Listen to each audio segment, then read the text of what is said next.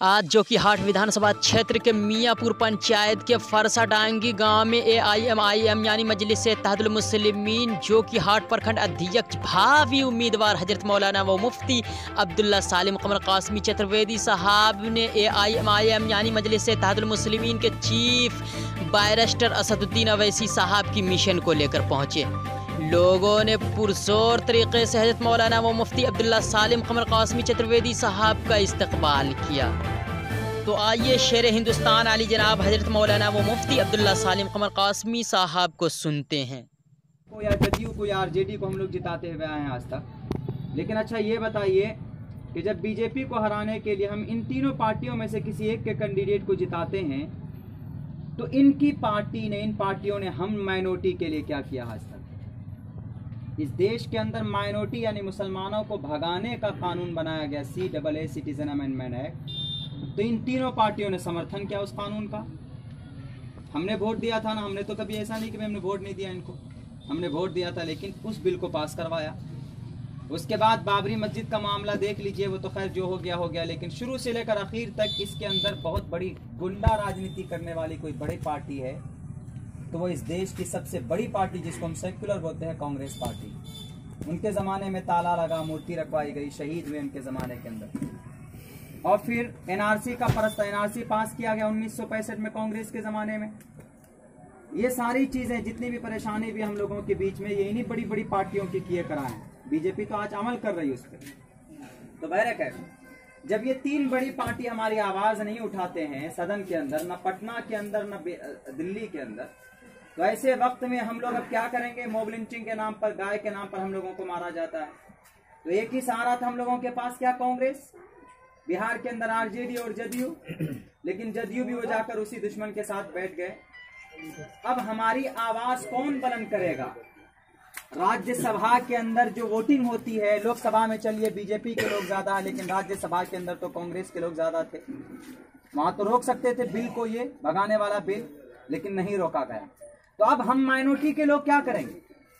हमें माइनॉरिटी के लोगों को खड़ा होना होगा। जो लोग बोलते हैं कि नहीं हिंदू अलग हो जाएगा, मुसलमान अलग हो जाएगा, उस आदमी से ज्यादा, मैं ये कहता हूं, उस आदमी से ज्यादा जाहिल आदमी कोई नहीं। क्यों? आपके सीमांचल के अंदर आपके वोट से कम 10 MLA पैदा हो सकता है। पूरे सीमांचल, अररिया, पूर्णिया, किशनगंज के अंदर, कटिहार के अंदर, चारों के अंदर अगर 10 MLA आपका हो गया तो बताइए 10 MLA में 2 राज्यसभा का मेंबर आपका मिल जाएगा। जब 10 MLA बनेगा तो ये 10 MLA पटना के अंदर, जैसे अवैसी साहब पार्लियामेंट में बोलते हैं, तो ये 10 MLA पटना के अंदर, हाउस के अंदर बोलेगा कि नहीं बोलेगा? बताइए। बोलेगा, लेकिन हमारा होगा तब ना बोलेगा, और हमारा है ही नहीं। हम दूसरी पार्टी की क़यादत में जाते हैं जीत करके, वहां पार्टी वाला कहता है तुम कुछ मत बोलो। मौलाना असरार साहब तलाक के बिल पे नहीं बोले थे। क्यों? मौलाना बोलना नहीं जानते थे? बोलना जानते थे, लेकिन कांग्रेस के MP थे। कांग्रेस ने कहा कि बोलोगे मौलाना तो टिकट छीन लिया जाएगा, आपको ओहदे से बर्खास्त कर दिया जाएगा। तो इसीलिए अब हमें माइनॉरिटी को ये फिक्र किए बगैर कि नहीं मौलाना हम तो कितने % है पूरे भारत के अंदर, भाई परसेंट कहीं पे भी जाए, जब BJP के लोग या कांग्रेस के लोग हमारा वोट ले सकते हैं तो हम भी ऐसी रणनीति बनाएंगे कि हम उनका वोट लें, दलितों का वोट लें। और अवैसी साहब ऐसा कर रहे हैं। कुछ लोग बोलते हैं कि नहीं अवैसी साहब तो BJP का ये एजेंट है, BJP की टीम है, अवैसी साहब BJP को फायदा पहुंचाने के लिए अपना कैंडिडेट उतारता है। अररिया के अंदर में MP जीत गया ना, अररिया के अंदर अवैसी साहब ने कैंडिडेट नहीं दिया था, BJP को कैसे फायदा हो? पूरे बिहार के अंदर 39 MP जीत गए। कौन? NDA के लोग, यानी BJP के लोग। 39 MP उनके जीत गए। अवैसी साहब ने तो 39 सीट पे कैंडिडेट नहीं दिया था, कैसे जीत गया? बात समझने की। अवैसी साहब BJP का एजेंट होता तो इन चारों टीमों से गठबंधन करता? नहीं करता। लेकिन मेरे भाइयों, अभी हर जगह पर अगर कोई आवाज उठाता है तो उस आदमी का नाम क्या है? अवैसी साहब। हम लोगों ने 70 साल 65 साल से दूसरी बड़ी बड़ी पार्टियों को देखा है। बिहार के अंदर हमने यहाँ बड़ी बड़ी 2 पार्टियां, उनको भी हमने देखा है। लेकिन हमारे इलाके में सैलाब आता है, इस सैलाब को क्या हम नहीं रोक सकते? रोक सकती है बिहार सरकार, अगर ये महानंदा बेसिन रोक दिया जाए, बांध दिया जाए। लेकिन कोई हो बोलने वाला तब ना, सीमांचल से कोई नहीं बोलता। जो कि हाट के अंदर चले जाइए, पलासी के अंदर चले जाइए, आपको एक कोटो सरकारी टॉयलेट नहीं मिलेगा, शौचालय नहीं मिलेगा। ब्लॉक के अंदर जाइए तो आपका आधार कार्ड सुधरवाने के लिए आपको 600 रुपए देना होगा, हालांकि सरकारी फीस 52 रुपया। ये पीसीटीसी कहां जाता है? इन्हीं नेताओं के पॉकेट में जाता है। इस मर्तबा हम लोगों को मौका दिया है अवैसी साहब, वो आए हैं सीमांचल के अंदर, नहीं पूरे बिहार के अंदर, लेकिन हमने जहां पर दूसरी पार्टियों को जिताया, इस बार हम देखें अवैसी साहब को। 5 साल के लिए अगर अवैसी साहब को ले आएंगे, अच्छा काम करेगा तो ठीक है, नहीं तो फिर हमारी वही पुरानी पार्टी रहेगी। और फिर देखिए, एक बात कहते हैं, जो लोग बोलते हैं कि अच्छा चलिए अवैसी साहब को वोट देंगे, बीजेपी निकल जाएगा, जिन वोट को दे करके बीजेपी को हराने के लिए आप आरजेडी, जदयू के या कांग्रेस के नेता को जिता सकते हैं, वही वोट देकर अवैसी साहब को जिता दीजिए। बीजेपी तो तब भी हारेगा ना, लेकिन फायदा यह होगा कि अवैसी साहब का कैंडिडेट जब जीतेगा तो अवैसी साहब जैसे पार्लियामेंट में बोलते हैं, उनका एमएलए सीमांचल से निकल कर जाएगा तो पटना के अंदर उनका एमएलए भी बोलेगा। दूसरी पार्टी का एमएलए जीत कर जाता है, ना तो वो वहां लोकसभा में, ना तो वो दिल्ली में बोलते हैं, ना तो वो पटना में बोलते हैं, कहीं नहीं बोलते हैं, गूंगे बनकर रह जाते हैं।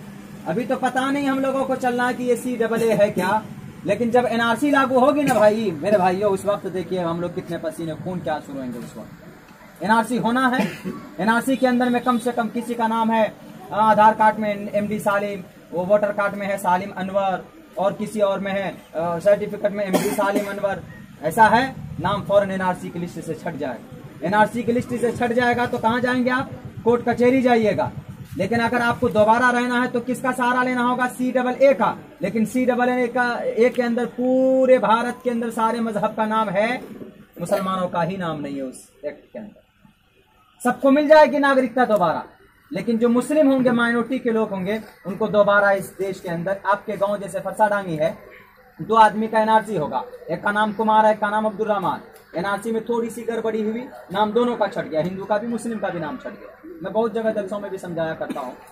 लेकिन ऐसी सूरत के अंदर में अब क्या होगा? दोनों को कोर्ट जाना पड़ेगा। जब कोर्ट जाएंगे, वकील साहब कहेगा कि कुमार बाबू क्या परेशानी है, वो कहेगा कि सर हम फरसाडांगी में बहुत दिन से रहते हुए हैं, पुरखों से हम रह रहे हैं, लेकिन हमारा नाम में थोड़ा सा डिफरेंट है, एनआरसी में नाम नहीं आया हमारा, तो दोबारा है एंट्री का क्या रास्ता है? वो कहेगा तुम एक एप्लीकेशन दायर करो, CAA के तहत तुमको नागरिकता मिल जाएगी। क्यों? तुम कुमार नाम है तुम्हारा। अच्छा, जब कुमार नाम तुम्हारा उसको मिल गया, तो अब जो अब्दुल रहमान का नाम का आदमी जो है, तो वो भी कहेगा वकील साहब जैसे कुमार को दिए वैसे हमको भी दे दीजिए नागरिकता। तो वकील साहब क्या कहेगा? तुमको नहीं मिल सकता। क्यों? क्योंकि CAA सिटीजन अमेंडमेंट एक्ट के मुसलमानों के खिलाफ, मुसलमानों का नाम ही नहीं है इसका।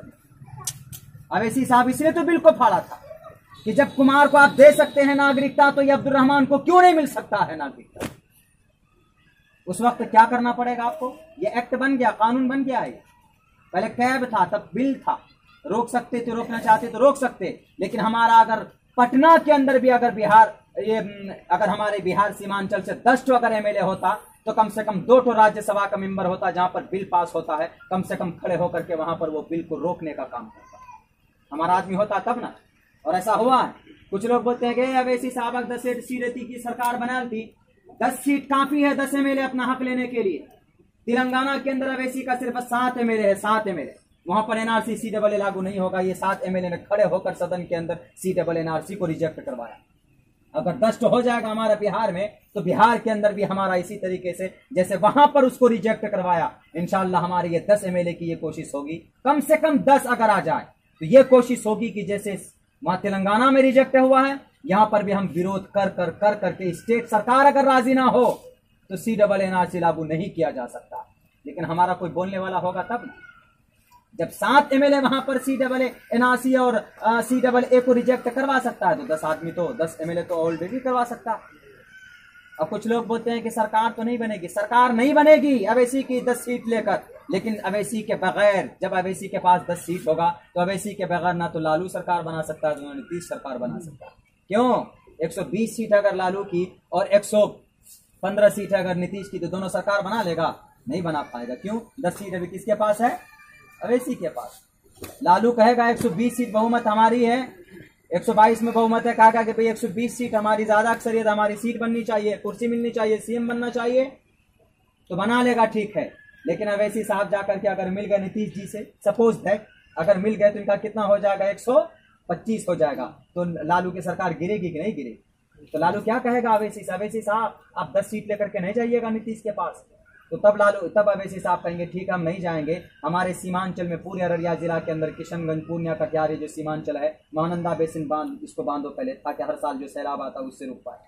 हमारे सीमांचल की जो 10 MLA आए हैं इनमें से 5 को मिनिस्टर बनाओ, और फिर हमारे पूरे अररिया के अंदर में एक भी फैक्ट्री नहीं है, फैक्ट्री दो। सरकारी यूनिवर्सिटी नहीं, यूनिवर्सिटी, मेडिकल कॉलेज नहीं, मेडिकल कॉलेज दो।